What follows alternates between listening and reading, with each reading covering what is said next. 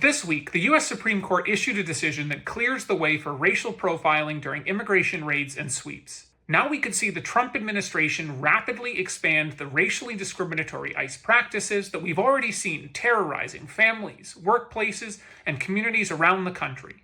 Thanks to the Supreme Court, these raids are now more likely to sweep in U.S. citizens and people with lawful status. So what was the decision and what did it say? Well, in a 6-3 vote in the case known as Vasquez-Perdomo v. Nome, the Supreme Court granted an emergency request from the Trump administration to temporarily halt a Los Angeles judge's order limiting the use of so-called roving patrols. These patrols had been snatching people off of California streets and questioning them based on how they look, what language they speak, what work they do, or even where they happen to be.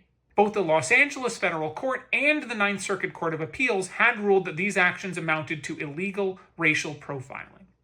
But on Monday, the Supreme Court issued a brief, unsigned order that overturned those decisions, for now. This gives immigration agents a green light to once again stop anyone that they guess to be here illegally, even if a central reason for the stop was race. This endorses ICE and Border Patrol targeting any Latino they observe in Los Angeles, speaking Spanish or working in a low-income job, and then demanding their papers.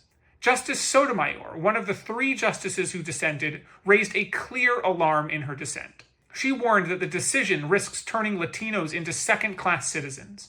In her words, we should not have to live in a country where the government can seize anyone who looks Latino, speaks Spanish, and appears to work a low-wage job.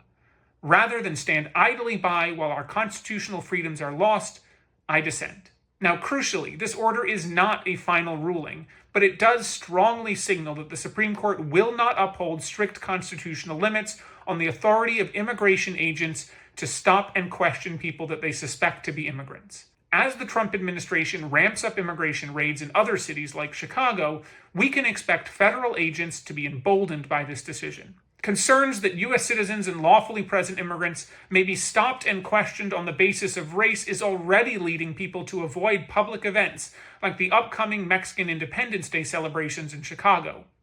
With ICE being given the green light to once again target Latinos, it is more important now than ever that Americans stand up, make their voices heard, and send the message that this is not the country that we want to be.